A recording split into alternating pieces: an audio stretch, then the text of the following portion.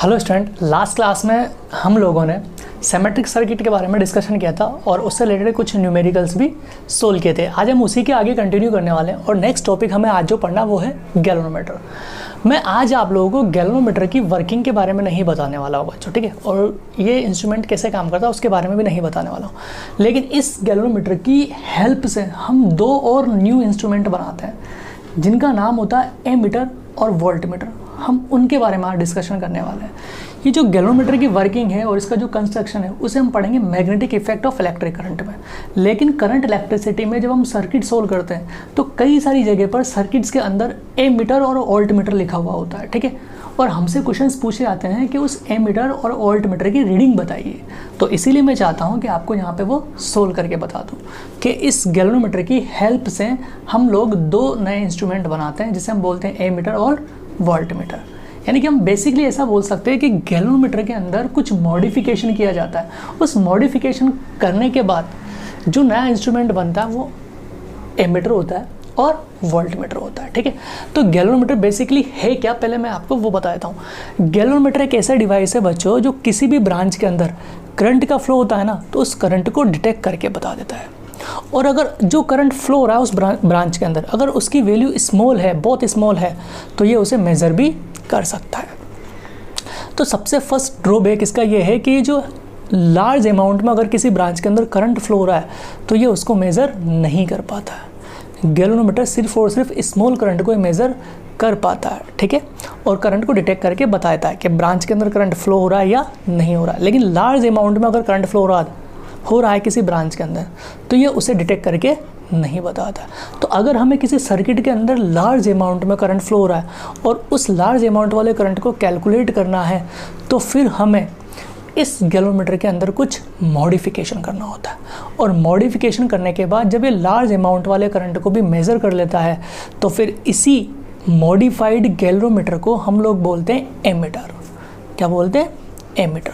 तो सबसे फर्स्ट अगर मैं इसकी डेफिनेशन लिखना चाहूँ तो मैं आपको बता सकता हूँ कि गैल्वेनोमीटर इज़ अ डिवाइस या sensitive device which is use to measure small current, या मैं बोल सकता हूँ डिटेक्ट इलेक्ट्रिकल करंट। तो it is a sensitive device which detect electric current in the circuit, ठीक है। किसी सर्किट के अंदर या ब्रांच के अंदर आप करंट को डिटेक्ट करके बताता है, ठीक है। जिस ब्रांच के अंदर आप लगाओगे उस ब्रांच का अंदर करंट कितना फ्लो रहा है उसको डिटेक्ट करके बता देगा। तो मैंने यहाँ पे सर्किट लिख दिया, आप ब्रांच भी लिख सकते हो, ठीक है। सेकंड पॉइंट आता है it is used to measure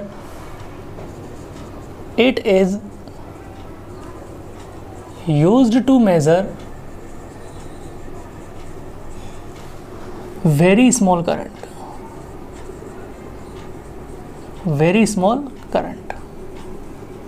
अगर ब्रांच के अंदर बहुत स्मॉल करंट फ्लो हो रहा है तो इसे मेज़र भी कर सकता है। तो समझ में आपको क्या है कि galvanometer it is a sensitive device which detect electric current in the circuit. Circuit मैंने लिख दिया, सर्किट की जगह आप यहाँ पे ब्रांच भी लिख सकते हो। जिस ब्रांच के अंदर आप इस गैल्वेनोमीटर को लगाओगे या एमीटर को लगाओगे उस ब्रांच के अंदर आपको बता देगा कि करंट का फ्लो हो रहा है या नहीं हो रहा है। अब इसका प्रिंसिपल क्या होता है उस चीज़ को समझते हैं थोड़ा। देखो कि जब गैल्वेनोमीटर के अंदर करंट का फ्लो करवाया जाता है ना बच्चों, तो उसके अंदर एक नीडल लगी होती है। वो कंस्ट्रक्शन मैंने अभी आपको बताया नहीं, तो इसलिए आप समझिए, थोड़ा मैं समझाने की कोशिश करता हूँ कि जब गैल्वेनोमीटर के अंदर करंट का फ्लो करवाया जाता है ना, तो उस गैल्वेनोमीटर के अंदर एक नीडल लगी होती है। तो जैसे आप उसके अंदर करंट फ्लो करवाते हो तो नीडल के अंदर कुछ डिफ्लेक्शन आता है, वो नीडल डेविएट होने लगती है।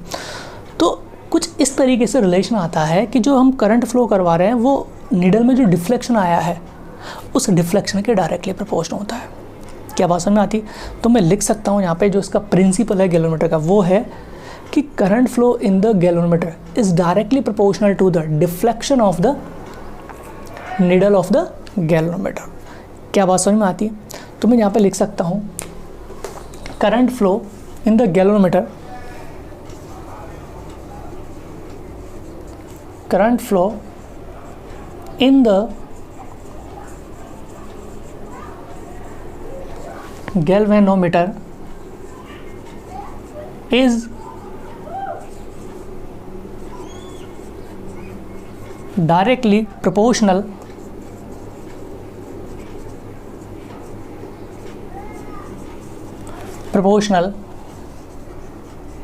to the deflection of needle। Clear? Galvanometer को हम ऐसे रिप्रेजेंट करते हैं बच्चों, ये एक जी बना के गोले के अंदर और ऐसे, ये इसका सिंबल है गैलोमीटर का। तो अब अगर इस गैलोमीटर के अंदर जो करंट जा रहा है, मानते आई करंट जा रहा है, तो इस गैलोमीटर के अंदर एक नीडल लगी होती है, उस नीडल का डिफ्लेक्शन होता है, डेविएट होती है, ठीक है। कुछ इसको आप ऐसे भी समझ सकते हो, मानते इसके अंदर एक नीडल है ऐसे, ठीक है, गैलोमीटर के अंदर, इसमें करंट जा रहा है आई, तो ये जो आई करंट जाएगा ना, तो इसके अंदर जो डेविएशन आएगा, डिफ्लेक्शन जो आएगा, उस डिफ्लेक्शन के डायरेक्टली प्रोपोर्शनल होता है। तो यहाँ से लिख सकता हूँ कि मैं I is directly proportional to theta, ये होता है हमारे पास ऐसे, I is directly proportional to theta होता है। क्या बात समझ में आती? आप इसे ऐसे भी समझ सकते हो, शायद आप लोगों ने थोड़ा बोर्ड में पढ़ा हो तो। हम लोग जानते हैं तो जो टॉर्क आता है वो कितना होता है, NIAB होता नहीं होता, ये होता है torque is equal to NIAB, sine theta भी होता है। तो यहाँ पे से मैं बोल सकता हूँ कि torque is directly proportional to I, और हम इतना भी जानते हैं कि जो टॉर्क होता है वो is equal to K theta भी होता है। तो टॉर्क यहाँ से मैं लिख सकता हूँ डायरेक्टली प्रोपोर्शनल टू थीटा। देखो तो आई के भी प्रोपोर्शनल है, तो थीटा के भी प्रोपोर्शनल, तो मैं ऐसा बोल सकता हूँ कि I is directly proportional to theta.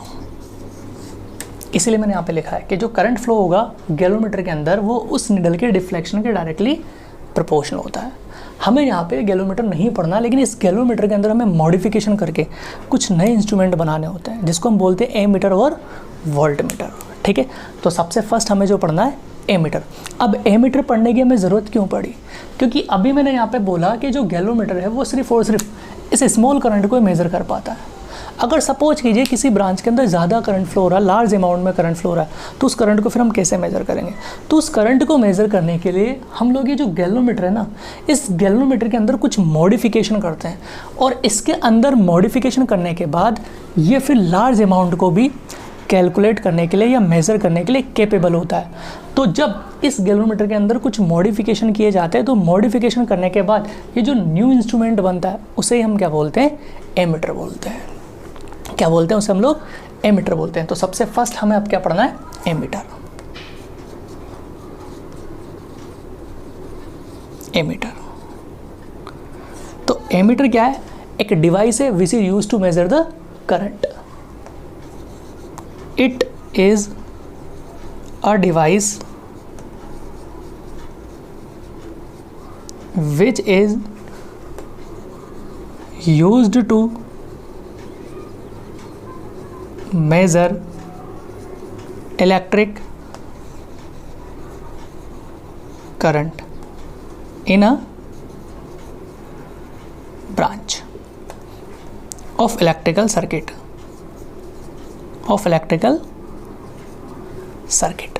क्या बात समझ में आती? अब हम एमीटर कैसे बनाते हैं? गैलोमीटर से, ठीक है। To make a ammeter from galvanometer, ये तो समझ में आ गया आपको क्या काम करता है? It is a device which is use to measure electrical current in a branch of electrical circuit. किसी भी इलेक्ट्रिकल सर्किट की ब्रांच के अंदर करंट को मेजर करने के काम आता है। जिस ब्रांच में आप इस एमीटर को लगाओगे, ये उसी ब्रांच के अंदर करंट को मेजर करके आपको बता देगा, ठीक है। तो यहाँ तक आप लोगों को चीज़ें क्लियर होगी। मैं इसे रफ कर देता हूँ, फिर हम पढ़ते हैं नेक्स्ट।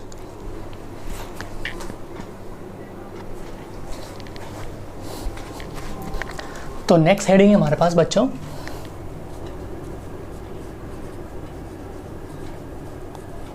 टू मेक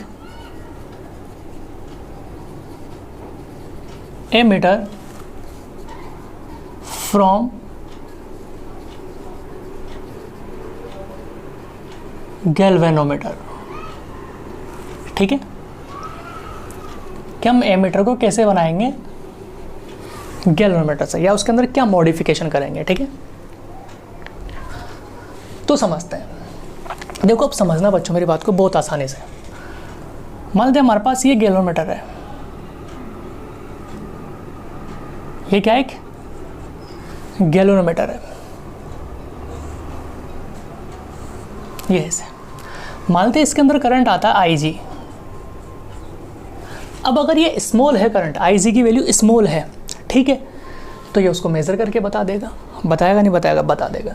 लेकिन हम चाहते हैं इसके अंदर लार्ज करंट क्या हो, मेज़र हो, ये लार्ज करंट को मेज़र करे। तो उसके लिए क्या करेंगे, मान लेते हैं हम लोग इस IG करंट को नहीं I करंट को मेज़र करना चाहते हैं, और ये I बहुत ज़्यादा है, I क्या बहुत ज़्यादा है, ये I करंट क्या बहुत ज़्यादा, हम इसे मेज़र करना चाहते हैं। तो मैं डायरेक्ट इस I करंट को इसके अंदर भेज नहीं सकता, क्योंकि ज़्यादा करंट भेजूंगा तो ये क्या हो जाएगा, काम करना बंद कर देगा, ठीक है, डैमेज भी हो सकता है, ठीक है। तो हम चाहते हैं कि इसके अंदर तो स्मॉल ही करंट जाए, इसके अंदर कितना करंट जाए, IG ही करंट जाए, स्मॉल ही करंट जाए। तो हमें क्या करना पड़ेगा, जो मैक्सिमम करंट आ रहा है इस करंट को क्या करना पड़ेगा, डिवाइड करना पड़ेगा, कि पूरा का पूरा करंट इसमें ना जाए, इसमें तो सिर्फ स्मॉल करंट ही जाए। अगर मैं ऐसा कर पाया तो मेरा काम आसान हो जाएगा। तो हमें करंट को डिवाइड करने के लिए क्या करना पड़ेगा, एक और रास्ता बनाना पड़ेगा। अब रास्ता बनाना पड़ेगा तो हम क्या चाहते हैं, ये करंट बहुत ज़्यादा है और इसमें करंट बहुत कम जाए, तो दूसरी ब्रांच लगानी पड़ेगी हमें। तो मान लेते हैं मैंने यहाँ पे एक ब्रांच लगा दी इसके पैरेलल में, लगा सकते हैं ऐसे, और यहाँ पे एक रेजिस्टेंस रखा जिसमें मैंने बोला शंट। अब आप सोचो ये करंट है बहुत ज़्यादा 100, मान लीजिए 100 एम्पेयर का करंट है, इसमें 2 एम्पेयर का करंट भेजना, तो 98 वाला एम्पेयर का करंट इधर आए। तो 98 एम्पेयर अगर करंट इधर आए तो इधर करंट ज़्यादा कब आ सकता है, जब इस शंट रेजिस्टेंस की वैल्यू क्या हो, कम हो। किससे, इस गैलोमीटर के रेजिस्टेंस से। तो मान लेते हैं गैलोमीटर का रेजिस्टेंस G है, ठीक है, तो इस शंट रेजिस्टेंस की वैल्यू क्या हो जाए, कम हो जाए, क्योंकि मैंने आपको बोला था बच्चों कि करंट उस तरफ ज़्यादा फ्लो होता है जिधर रेजिस्टेंस कम होता है। तो आप इस रेजिस्टेंस की वैल्यू जितनी कम रखोगे इस ब्रांच में करंट उतना ही ज़्यादा आएगा, और इसमें जितना ज़्यादा करंट आएगा इस वाली ब्रांच में उतना ही कम करंट जाएगा, और इसमें जितना कम करंट जाएगा ये हमारे लिए उतना ही अच्छा होगा। तो हम इस I करंट को मेज़र करना चाहते हैं। इस I करंट को अब मैं डायरेक्ट इस गैलोमीटर में नहीं भेज सकता, तो उसके लिए मैंने इसके अंदर एक मॉडिफिकेशन किया कि इस गैलोमीटर के पैरेलल में हमने एक शंट रेजिस्टेंस लगा दिया। अगर शंट रेजिस्टेंस लगा दिया तो होगा क्या कि ये I करंट आया जिसे हमें मेज़र करना था, इस I का कुछ पोर्शन IG इसमें चला गया, तो रिमेनिंग इसमें कितना जाएगा, I माइनस IG जाएगा ही नहीं जाएगा। अब इसके अंदर तो IG करंट गया, स्मॉल करंट गया, यानी कि हमारा काम हो गया। तो अब इस गैलोमीटर में ये जो हमने मॉडिफिकेशन किया, यानी कि इस गैलोमीटर के पैरेलल में हमने जो शंट रेजिस्टेंस लगाया, तो ये शंट रेजिस्टेंस लगाने के बाद अब ये जो इंस्ट्रूमेंट बना, ये पूरा का पूरा जो इंस्ट्रूमेंट बना ये वाला, इस पूरे इंस्ट्रूमेंट को हमने नाम दे दिया एमीटर। क्या नाम दे दिया हमने, एमीटर। यानी कि अब ये कौन सा करंट मेज़र कर लेगा, I करंट मेज़र कर लेगा। कैसे मेज़र करेगा उसके ऊपर बात करते हैं हम लोग सबसे पहले। तो इसमें अब 2 टाइप के सवाल बनते हैं हमारे पास। पहला सवाल बनता है कि शंट रेजिस्टेंस की वैल्यू क्या होगी, ये तो आसान है, क्लियर है। तो अगर हमें गैलोमीटर से एमीटर बनाना है तो ध्यान रखना कि हमें इस गैलोमीटर के पैरेलल में एक स्मॉल वैल्यू वाला शंट रेजिस्टेंस लगाना है, ठीक है। तो मैं लिख देता हूँ यहाँ पे, to make an ammeter from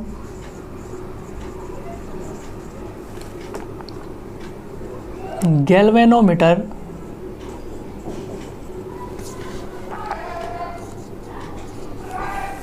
we add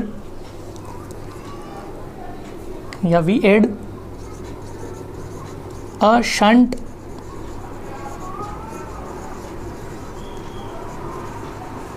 resistance parallel to galvanometer।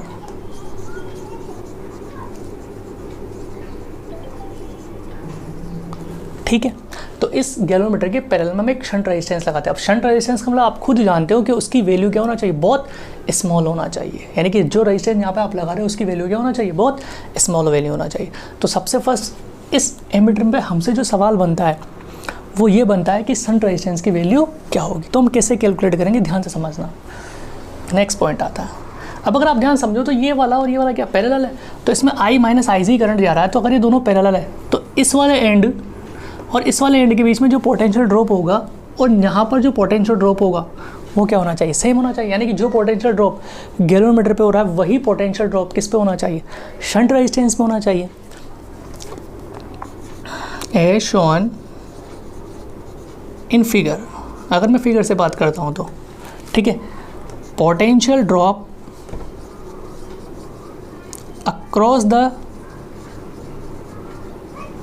Galvanometer is same as that of shunt resistance।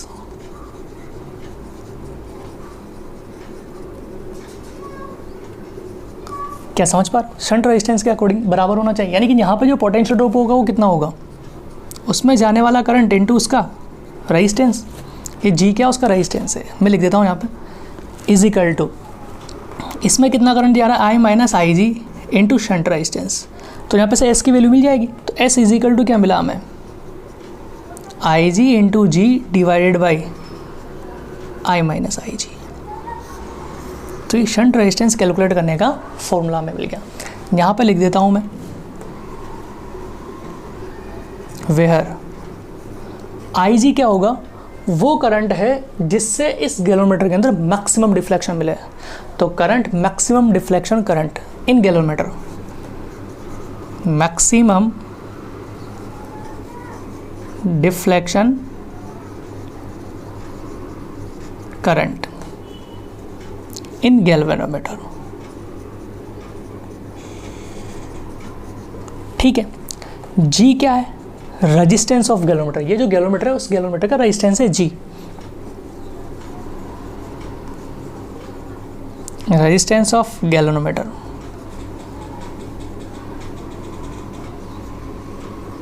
Metre, ठीक है। एस शंट रेजिस्टेंस जो हमें कैलकुलेट करना है, ठीक है। उसके बाद आता है आई, आई क्या है, current which can be measured, जिसे हमें मेजर करना है। ये आई क्या, वो करंट है जो हमें मेजर करना है,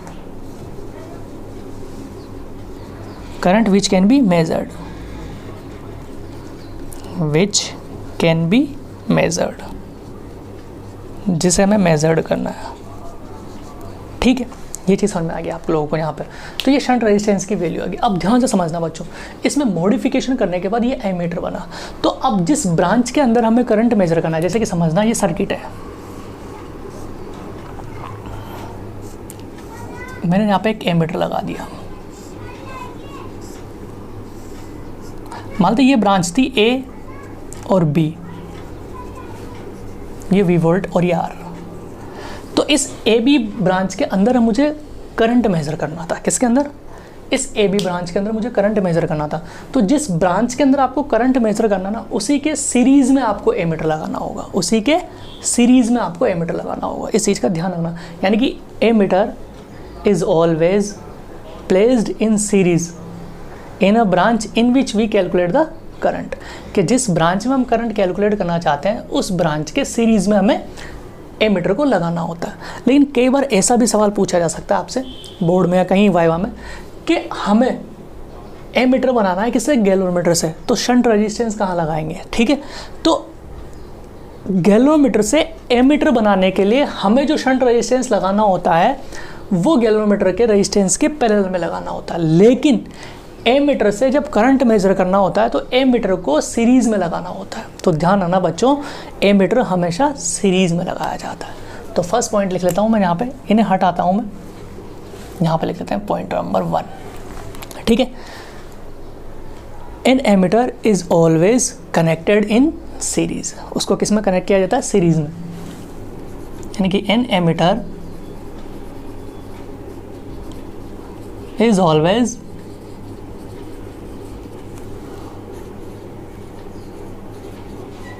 कनेक्टेड इन सीरीज। किस में कनेक्ट किया जाता है उसे, सीरीज में। ऐसे समझ पाया। दूसरा, अब आप सोचो ये दोनों पैरेलल में है तो इसकी वैल्यू बहुत स्मॉल है। तो मैंने आपको बताया था कि पैरेलल कॉम्बिनेशन में जो रिजल्टेंट आता है या इक्विवेलेंट रेजिस्टेंस आता है, तो जो सबसे छोटा वाला रेजिस्टेंस होता है उससे भी स्मॉल आता है। तो यहाँ पे शंट रेजिस्टेंस की वैल्यू हमने बोला बहुत स्मॉल है। तो जब मैं इनका पैरेलल कॉम्बिनेशन का आर इक्विवेलेंट निकालूंगा जी का और एस का, तो वो एस से भी क्या आएगा, बहुत स्मॉल आएगा। तो मैं ऐसा बोल सकता हूँ कि एमीटर का जो आर इक्विवेलेंट होता है वो बहुत ही स्मॉल होता है। ठीक है, यानी कि मैं लिख सकता हूँ resistance of emitter is very small। कितना होगा, बहुत ही स्मॉल होगा। इसे हटाता हूँ मैं, और कितना होगा वो भी देख लेते हैं। Resistance of ammeter is equal to, देखो ये जो पैरेलल में है तो इनका रेजिस्टेंस कैसे निकालेंगे, G into S upon G plus S, ऐसे निकालोगे आप रेजिस्टेंस ऑफ एमीटर। लेकिन एक बात ध्यान रखना बच्चों, जो आइडियल एमीटर होता है उसका रेजिस्टेंस जीरो माना जाता है, क्योंकि ये वैल्यू बहुत स्मॉल है। क्योंकि हम देखो आइडियल एमीटर का मतलब ये इसका रेजिस्टेंस लगभग जीरो हो जाए तो इसमें कोई करंट नहीं जा रहा होगा, क्योंकि जब इसका रेजिस्टेंस जीरो होगा तो पूरा करंट इसमें से आ जाएगा। तो हम ऐसा बोलते हैं कि जो आइडियल एमीटर होता है उसका रेजिस्टेंस जीरो होता है, यानी कि हम इसे टेंस टू जीरो मान लेते हैं। For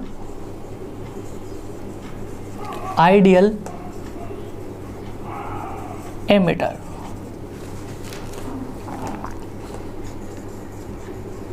resistance is zero, consider to be zero. आप ऐसे बोल सकते हो कि for ideal ammeter resistance consider to be zero, zero माना जाता है, रेजिस्टेंस इज जीरो। आप ऐसा लिख सकते हो, ठीक है, यानी कि R A is zero nearly equal to. Clear है? तो अब यहाँ तक आप नोट कीजिए बच्चों। उसके बाद हम बता दें कि पहला कॉन्सेप्ट तो बता दिया मैंने कि पहला कॉन्सेप्ट क्या होता है कि शंट रेजिस्टेंस की वैल्यू, तो ये फॉर्मूला आता है हमारे पास। ये भी मैंने बता दिया कि ये जो एमीटर बना इसको हम सीरीज़ में कनेक्ट करते हैं, और गैलोमीटर से एमीटर बनाने के लिए गैलोमीटर के पैरेलल में हम शंट रेजिस्टेंस लगाते हैं। जो ये एमीटर बना उस एमीटर का रेजिस्टेंस हम ऐसे कैलकुलेट करते हैं, और जो आइडियल एमीटर होता है उसका रेजिस्टेंस हम जीरो मान के चलते हैं। अब नेक्स्ट बात करते हैं कि ये तो IG जा रहा है इसके अंदर, तो IG का डिफ्लेक्शन देगा, हमें तो किसका डिफ्लेक्शन चाहिए, इस I को मेज़र करना है। तो अब हमें देखना है कि ये जो एमीटर बना वो एमीटर किस तरीके से इस करंट I को मेज़र करता है। How to read current I by the ammeter, तो इस एमीटर की किस तरीके से इस I को मेज़र करता है। ठीक है, नोट कीजिए आप इसे।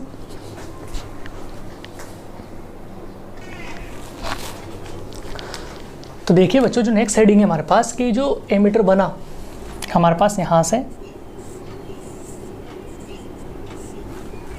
वो किस तरीके से इस I करंट को मेज़र करता है। तो नेक्स्ट हेडिंग है how an ammeter read the current I, कैसे वो I को मेज़र करता है। ठीक है, बहुत ही आसान है बच्चों, सिंपल है बहुत ही। देखो कैसे, अभी हमने कॉन्सेप्ट लिखा था यहाँ से कि IG इसका पोटेंशियल और इसका पोटेंशियल क्या होगा, सेम होगा, क्योंकि दोनों किस में पैरेलल में है। तो I minus IG into S, यहाँ पे से समझना, तो IG into G I S minus IG into S, इस IG को मैं इस तरफ लेके आ रहा हूँ।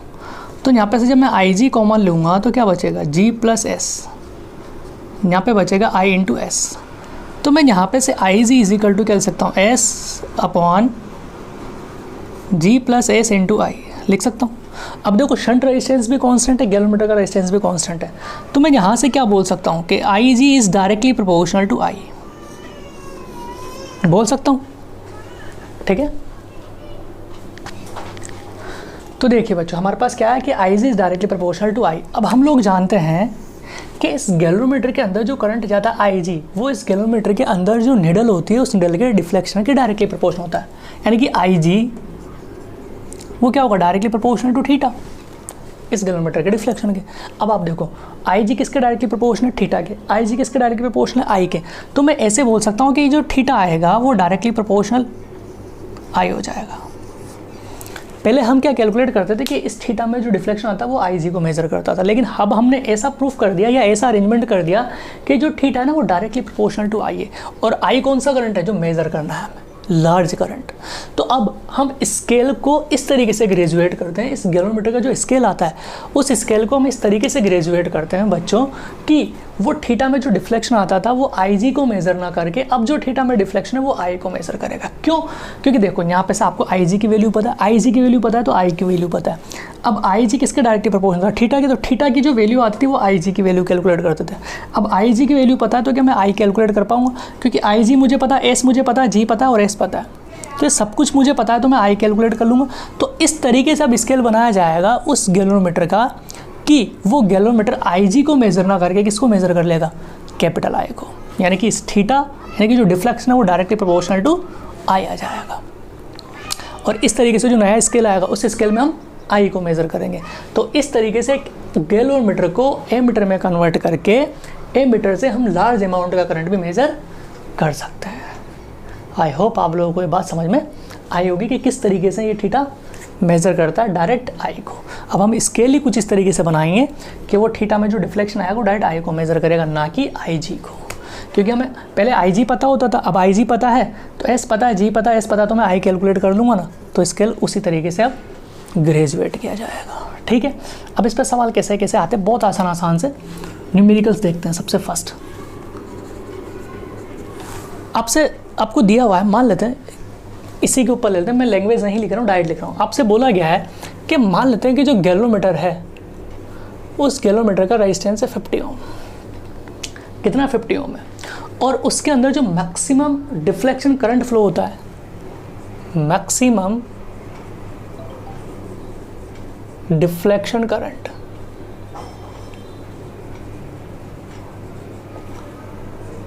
Is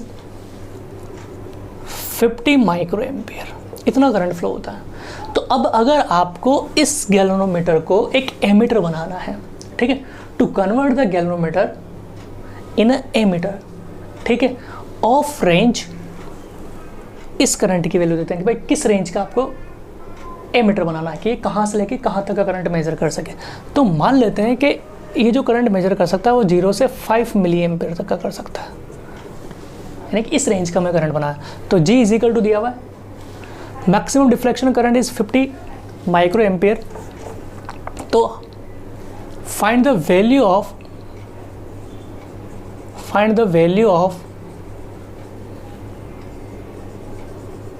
shunt resistance so it measure the range 0 to 5 milli ampere, कि वो एमीटर कितनी रेंज को मेजर कर पाए, 0 से 5 मिली एम्पियर को। तो देखो अब आपके पास सब कुछ है। सवाल समझ में आया क्या है बच्चों? आपसे बोला गया है कि इस गैलोमीटर का रेजिस्टेंस गिवन है आपको, ठीक है। आपसे बोला गया है कि इस गैलोमीटर के अंदर कितना करंट आता है, IG full scale deflection current 50 micro ampere. अब ये जो करंट आ रहा है, इस करंट की वैल्यू कहाँ से कहाँ तक हो सकती है, 0 से 5 मिली एम्पियर तक, यानी कि कौन सा करंट मेजर कर सकता है, 0 से 5 मिली एम्पियर का। तो 0 से 5 मिली एम्पियर तक का अगर ये करंट मेजर कर सकता है तो इस शंट रेजिस्टेंस की वैल्यू क्या होगी, हमसे ये पूछा गया है। इसमें सिंपल सा सवाल लिया है मैंने। तो G हमें पता है 50 ओम, IG हमें पता है 50 माइक्रो एम्पियर, यानी कि 10 की पावर -6, ठीक है। नेक्स्ट हमसे पूछा गया I, अब देखना ना 0 से लेके 5 मिली एम्पियर, तो हमें सबसे अपर वाली रेंज लेनी होती है, लिमिट लेनी होती है। तो इसे क्या लेंगे, 5 मिली एम्पियर, यानी कि 5 इंटू एम्पियर। अब शंट रेजिस्टेंस का फॉर्मूला अभी हमने सीखा था, S इज इक्वल टू क्या आया था, IG into G upon I minus IG। तो आप वैल्यू पुट कर दीजिए। IG की वैल्यू कितनी आई, 50 इंटू 10 की पावर -6। G कितना है 50 डिवाइडेड बाई I कितना है हमारे पास 5 इंटू 10 की पावर -3 माइनस IG कितना है 50 इंटू 10 की पावर -6। अब मैं यहाँ पे इसे नेगलेक्ट कर देता हूँ। देखो 5 इंटू 10 की पावर -3 की कंपेरिजन में 50 इंटू 10 की पावर -3 नेग्लिजिबल है। मैं इसे नेगलेक्ट कर रहा हूँ, आप पूरा कैलकुलेट करना चाहो तो कर सकते हो। तो मैं इसे नियरली इक्वल टू क्या ऐसे लिख सकता हूँ क्या, 50 इंटू 10 की power -6 into 50 divided by 5 into 10 की पावर -3 लिख सकता हूँ।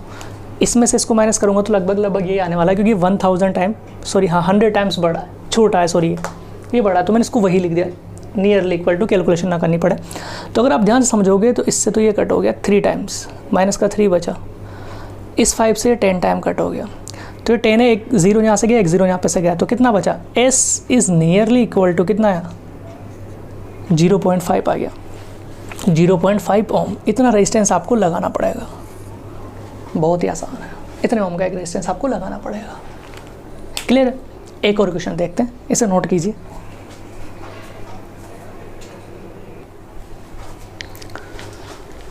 देखिए स्टूडेंट, हमारे पास एक और क्वेश्चन है, यहाँ पे मैंने पहले से ही लिख दिया ताकि टाइम वेस्ट ना हो। हमसे बोला गया है कि इन अ मूविंग कोयल गैलोमीटर, एक जो गैलोमीटर है हमारे पास, उसमें जो डिफ्लेक्शन है in a moving coil galvanometer, deflection is falls from 50 division to 10 division, यानी कि उसमें पहले जो डिफ्लेक्शन दिखा रहा था वो 50 डिवीजन दिखा रहा था, बाद में कितना दिखाने लग गया, 10 division. When a shunt resistance of 12 ohm is applied, यानी कि जब आपने शंट रेजिस्टेंस लगाया, कितने ओम का, 12 ओम का लगाया, तो उसके जो डिवीजन थे वो 50 डिवीजन से कितने होंगे, 10 डिवीजन होंगे। तो आपसे पूछा गया what is the resistance of galvanometer, तो उस गैलोमीटर का रेजिस्टेंस क्या होगा, और आपसे बोला गया assume the main current remain same, और जो मेन करंट है वो क्या रहता है, सेम रहता है। तो समझना क्या है बच्चों, आपसे ऐसा बोला गया था कि ये गैलोमीटर था इनिशियल में, तो इसके अंदर करंट आई जा रहा था, तो इसके अंदर जो डिफ्लेक्शन आया था वो कितना आया था, 50 डिवीज़न, इतना था। अब क्या किया, अब सेकंड केस में क्या किया, इस गैलोमीटर के एक शंट रेजिस्टेंस लगा दिया, ऐसे लगा दिया, और आपसे क्या बोला, मेन करंट तो रिमेन सेम, यानी कि जो मेन करंट आ रहा था वो अब भी क्या है, आई है, लेकिन अब इस गैलोमीटर के अंदर करंट आई जा रहा होगा या आई जी जा रहा होगा, अब कितना जा रहा होगा, आई जी जा रहा होगा, और इसके अंदर आई माइनस आई जी, ये एस, और इस एस की वैल्यू आपको दी हुई है 12 ओम। तो इस केस में ये आई जी जा रहा है, यानी कि करंट कम हो गया, ऑब्वियसली बात है, पहले टोटल का पूरा करंट जा रहा था तो 50 डिवीजन था, अब कितना करंट जा रहा है, आई जी, तो इसमें करंट कम हो गया तो डिफ्लेक्शन भी कम हो गया होगा। तो इस वाले केस में जो डिफ्लेक्शन आया आपके पास इसका, वो 10 डिवीज़न आया, कितना आया, 10 डिवीज़न आया। इस वाले केस में 50 डिवीज़न था, इस वाले केस में 10 डिवीज़न है। क्या ये बात समझ आ रही? तो आपसे पूछा गया कि इस गैलोमीटर का जो रेजिस्टेंस होता है जी, वो क्या होगा। तो देखो कैसे करेंगे, मैं इसे ऐसे लिख सकता हूँ कि I upon I G 50/10 by proportion है ना, क्योंकि हम जानते हैं कि जो आई होता है वो डायरेक्टली प्रपोर्शन होता है डिवीज़न के। अब कुछ भी कांस्टेंट रहा होगा यहाँ पे, तो मानते हैं जो कांस्टेंट रहा होगा वो के थीटा था, तो I1 upon I2 is equal to के मैं ऐसे लिख सकता हूँ कि θ1 अपॉन θ2 लिख सकता हूँ ऐसे। तो वही रिलेशन लिखा, तो इनिशियल में I था, I1 मान लिया मैंने से, बाद में I2 को क्या मान लिया, IG, पहले डिफ्लेक्शन था 50, बाद में डिफ्लेक्शन हो गया 10, तो यहाँ से मुझे रिलेशन मिला I upon IG is equal to 5/1। अब मुझे क्या निकालना है, G निकालना है, तो इसके लिए रिलेशन होता है, आप जानते हो बच्चों। देखो क्या होता है, इधर समझते हैं। हमने एक रिलेशन सीखा था IG, इसका वोल्टेज और इसका वोल्टेज क्या होगा, सेम, तो IG into G is equal to I minus I G into S होगा। इस पूरी में से मैं IG कॉमन ले लेता हूँ, तो IG इंटू जी, अगर मैं IG कॉमन लूँगा तो यहाँ बचेगा I अपॉन इंटू एस, इस IG से ये IG कट हो गया, हमें यही G तो कैलकुलेट करना है, तो I अपॉन IG की वैल्यू मैं यहाँ से लिख सकता हूँ, कितनी 5 -1, और S की वैल्यू कितनी है 12 है, तो G इज इक्वल टू क्या मिला हमें, 4 इंटू 12, यानी कि G इज इक्वल टू कितना हो गया 48 ओम, यानी कि इस गैलोमीटर का जो रेजिस्टेंस होगा वो 48 ओम होगा बच्चों। ठीक है, आई होप आप लोगों को बात समझ में आई होगी। एक और क्वेश्चन करते हैं इसके ऊपर, ऐसा नोट कर लेना बच्चों, ठीक है।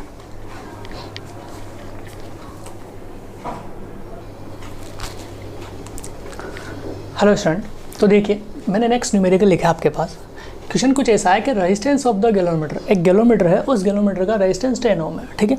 When current 5 milli ampere flow in the galvanometer, जब उस गैलोमीटर के अंदर 5 मिली एम्पेयर का करंट फ्लो होता है, then it gives the half deflection of the maximum deflection. तो वो जब 5 मिली एम्पेयर का करंट फ्लो हो रहा है तो वो जो डिफ्लेक्शन दे रहा है वो मैक्सिमम डिफ्लेक्शन का हाफ दे रहा है, ठीक है। यानी कि 5 मिली एम्पेयर पर जब हाफ डिफ्लेक्शन मिल रहा है तो फुल डिफ्लेक्शन कितने पे मिल रहा होगा, 10 मिली एम्पेयर पर, ठीक है। Now we want to convert it into a ammeter, हम उस गैल्वेनोमीटर को एमीटर में कन्वर्ट करना चाहते हैं ऑफ द फॉलोइंग रेंज के में। Then calculate the value of shunt resistance. तो आपको शंट रेजिस्टेंस की वैल्यू बतानी।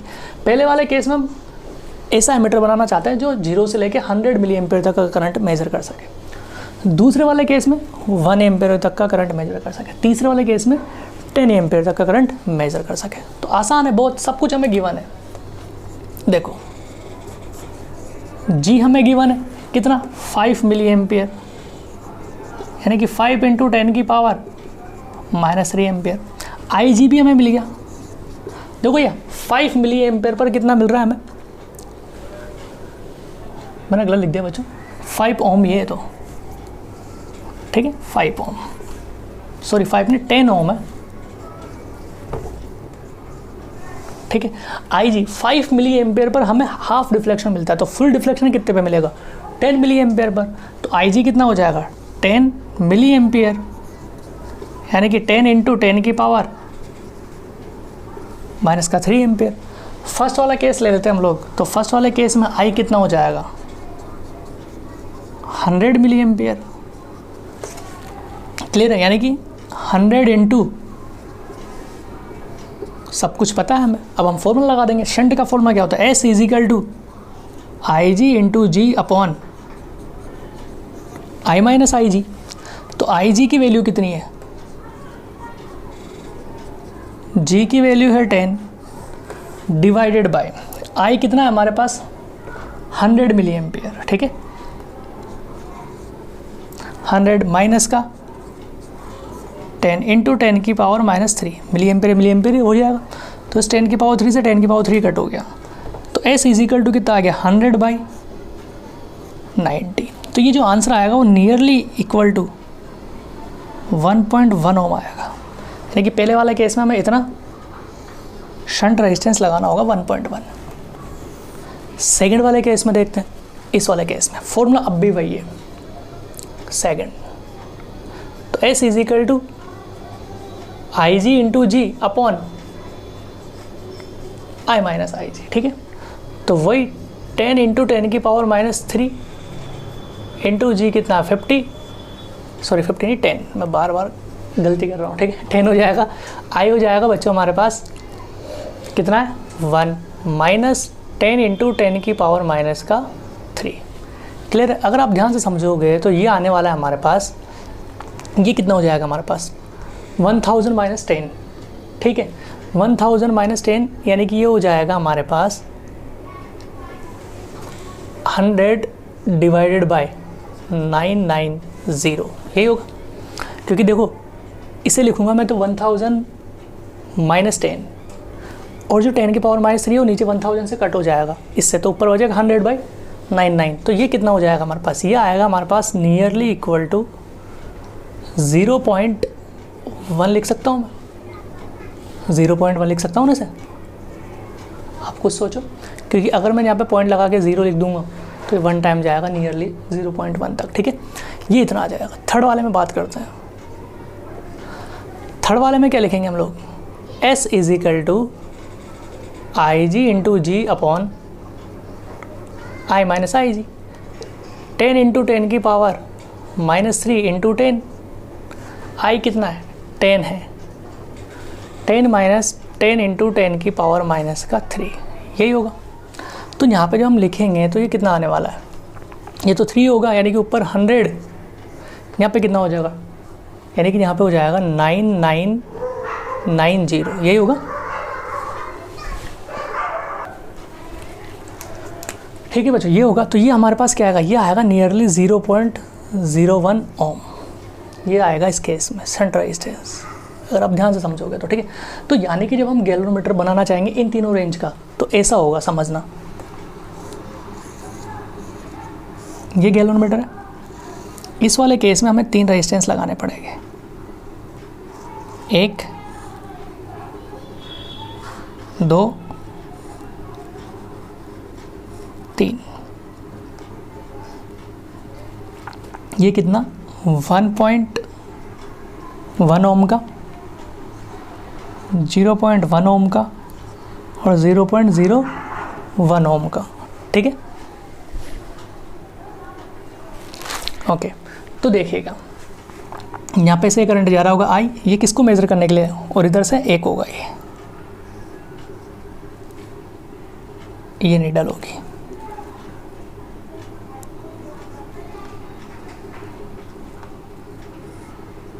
ये नीडल होगी। अब आप ये नीडल किसी पे भी रख सकते हो। अगर आपको 0 से 100 मिली एम्पेयर का बनाना है एमीटर, तो आप 1.1 ओम का रेजिस्टेंस लगा दीजिए, तो 0 से 100 मिली एम्पेयर तक मेज़र कर देगा।